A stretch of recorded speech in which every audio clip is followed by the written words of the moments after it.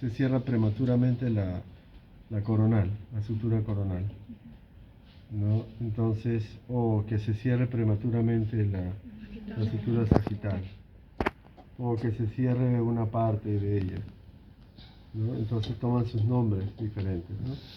Por ejemplo, cuando se cierra una parte de la coronal, se deforma, es una deformidad del cráneo. Esta sigue creciendo, es bien irregular. ¿Cómo se llama eso? Ese tipo de cráneo.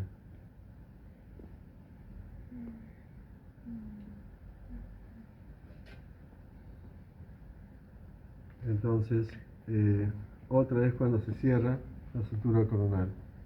Y entonces crece así el cráneo para arriba, así, longitudinal, como una torre. El turricéfalo, así, para arriba, en condiciones patológicas.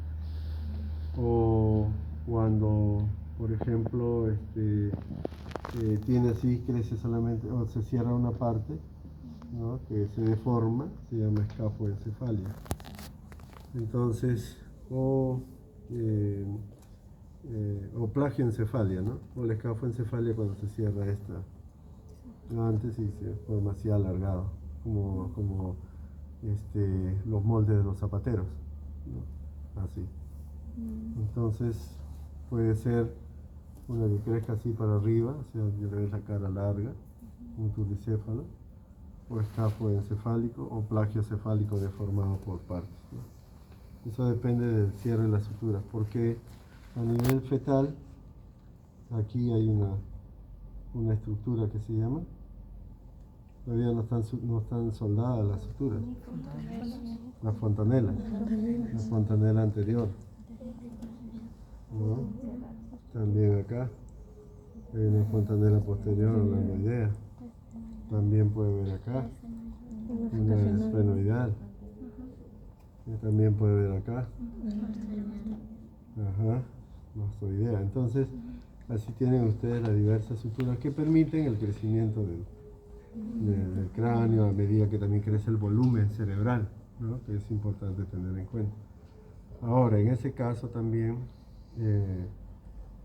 muchas veces hay un cierre prematuro de todas las suturas, ¿no? Se llama cráneo-sinostosis. Así tenemos nosotros, a veces me llegan niñitos que tienen discapacidad intelectual y llegan con microcefalia, o sea, su cráneo es pequeñito, desproporcionado al crecimiento de su cuerpo, porque estos se han cerrado antes de tiempo, llegan con ese problema, ¿no?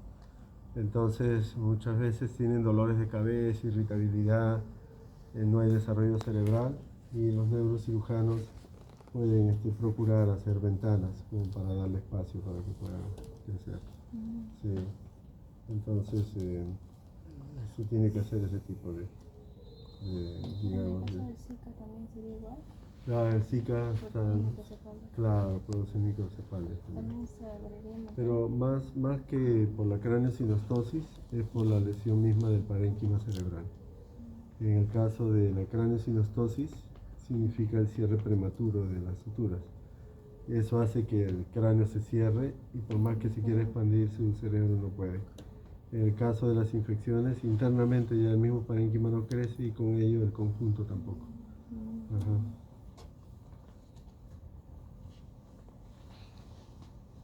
Acá en cara, bueno, de las cosas que vemos aquí en lo que es la cara, en cuanto a la piel, si empezamos nosotros de acá, bueno, vemos varias cosas, ¿no? En principio, si habláramos solo de cara, podríamos decir la parálisis facial, ¿no? Que ya hemos comentado. Pero no es lo único, cara tiene muchas cosas. Por ejemplo, si las cejas se caen, las colas de cejas por acá, y dependiendo de la epidemiología, la facies leonina orienta a lepra, por ejemplo. En el caso de que un paciente tenga deformidades aquí como granulomas y es alcohólico, se llama rinofima, ¿no? Que caracteriza a los pacientes alcohólicos. ¿No han visto algunos que tienen hinchada la nariz? Esas formaciones apelotonadas se llama rinofima, ¿no? Caracteriza a los alcohólicos. Otros son las lesiones en alas de mariposa, el rubicundés, que es en el lupus eritematoso sistémico, por ejemplo. En otros casos, las fracturas, ¿no? Bueno, hablando ya después de la porción ósea, pero hablando de piel, ¿qué más podríamos ver? En el aspecto general de la cara, la acromegalia, por ejemplo, cuando hay tumores de hipófisis de la hormona del crecimiento, entonces se deforman, los pómulos comienzan a crecer, también la glabela, ¿no? Todo eso comienza a deformarse, la mandíbula también crece, las manos también, entonces el acromegalia. Acro significa extremidad en realidad, ¿no? Megalo es grande, pero la acromegalia lleva también consigo a la configuración del cráneo y hay un prognatismo, o sea, la mandíbula crece, ¿no? Se vuelve bien grande. También los cigomáticos también. Y también todo lo que viene hacia la base. Se amplía la pirámide también. En cara, la fascia es parkinsoniana, por ejemplo, ¿no? La fascia del jugador de póker, porque está casi no parpadea, no está como una fascia fija, poco expresiva, le llamamos fascia inexpresiva. Es muy untuosa o sebácea la fascia de un parkinsoniano, por ejemplo. Todo eso lo van a volver a repasar en semiología, cuando lleguen el séptimo ciclo, semiología y fisiopatología, ¿no? Por el rostro uno puede diagnosticar muchas cosas. Hay fases de Cushing, ¿no? Cara de luna llena, ¿no? A veces por el sobreuso de corticoides también. Hay fases febril, donde hay rumbicundez también en toda la cara, a veces aquí en esta zona. Hay la fase pálida clásica de la anemia, ¿no? Entre otros. Muy bien. Pero allí nomás no hay problema, ya vimos lo de los músculos, pero también hay problemas en el cráneo con las fracturas, que son relativamente frecuentes en los accidentes, ¿no? Así que Lefort, que fue un médico francés, hizo una clasificación de las fracturas que las deben de repasar, que son tres, ¿no? Lefort 1, Lefort 2, Lefort 3, que son la forma en que se puede fracturar los huesos de la cara, ¿no? Que eso es lo interesante. Entonces son tres tipos de fractura aquí en cara, de acuerdo al Lefort, que hasta ahora se utiliza, pero eso fue hecho en el siglo XIX. Aquí por los años 1880, por ahí Lefort la planteó. No me acuerdo el nombre, Chávez también de Lefort, creo. La planteó en aquella oportunidad, ¿no? Porque había visto mucho en los soldados también, cuando tenían fracturas, habían algunas que pasaban aquí por los procesos alveolares, implicaba también la división del tabique nasal, hacia el septum, todo esto, ¿no? Una forma de fractura. En cambio otras iba más hacia la parte posterolateral por acá y luego hacia la región nasal. La segunda fue por el borde inferior o infraorbitario. Y la tercera forma ya sí se va por el borde supraorbitario, implica el hueso frontal, etmoides, efenoide más grave, ¿no? Entonces son formas en que se puede fracturar. Como también, aparte de ello, hay formas reforzadas. Eso quizá lo pueden encontrar, creo que en el MUR, las formas reforzadas de los contrafuertes, le llaman, ¿no? Del cráneo. Hay un contrafuerte, o sea, que se recubre de músculos y por allí la distribución de la fuerza por ese lado protege a las zonas que son más débiles.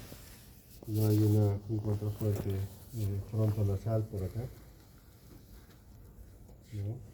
Hay otro que es cigomático por acá, cigomático órbito lateral, otro contrafuerte, otro es por acá frontal y otro es occipital, ¿no? Son lugares más reforzados que tiene el cráneo, por las porciones musculares que se implican ahí. Muy bien. Otra de las cosas que van a ver con cierta frecuencia son las epístasis. ¿no? O sea, el sangrado nasal. Son por varices de las venas septales del septo. Sangran, pero a veces cuando son abundantes puede llevar inclusive a la asfixia al paciente.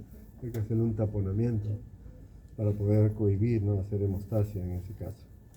Bueno, y cómo no decir, pues, ya lo que los odontólogos ven, los abscesos dentarios, las caries dentales, etcétera, ¿no? Y las muelas del juicio. Doctor, ¿cuál sería la diferencia de rinorragia con la epistaxia? ¿Que no tienen el mismo origen en la fosa nasal? No, son términos sinónimos. Rinorragia, no rinorraquia, ¿no? Sino rinorragia. Sí. Rinorragia con epístasis. Son ¿Sí? sinónimos que dijo que no tienen el mismo origen en las fosas nasales, sino que pueden estar sangrando las arterias de humedad. No, o sea, en ese momento que sangra no sabe. Generalmente el otorrino ingresa con sus espéculos, puede ver internamente y ver si son... el término epístasis más se alude a las venas septales, ¿no? Entonces ve las cabecitas de venas sangrando y tiene que cauterizarlas. Sí, las cauteriza.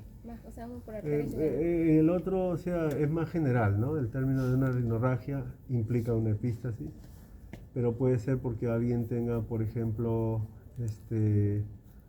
un resfrío común y a veces, por ejemplo, también tienen sangrado, o porque consuman anticoagulantes y también pueden sangrar, o porque tengan un accidente, un golpe, ¿no? También pueden sangrar. Claro, uno lo describe como rinorragia, ¿no? Entonces, pero a veces en medicina lo usamos de manera indistinta. Epístasis, hemorragia. Ya nosotros sabemos que cuando hablamos de epístasis más precisamente estamos hablando de las varices, para hacerle interconsulta al otorrino, ¿no? Que venga a cohibir. A veces lo llamamos de emergencia, porque sangra tanto, ¿no? Que el paciente pues se atraganta con la propia sangre, ya se hace abundante, los coágulos que se van formando. A veces no para, sino y hay técnicas para poder hacer un taponamiento en la parte posterior. Bien,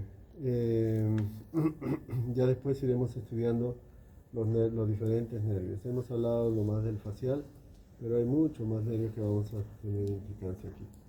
Las regiones que nosotros vamos a ir estudiando son la región temporal, la región infratemporal, la región parotidia, la región maceterina, la región nasal, la cavidad oral y la región nasal, así como la cavidad orbitaria.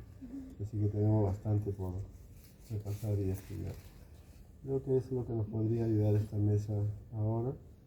Podríamos pasar a lo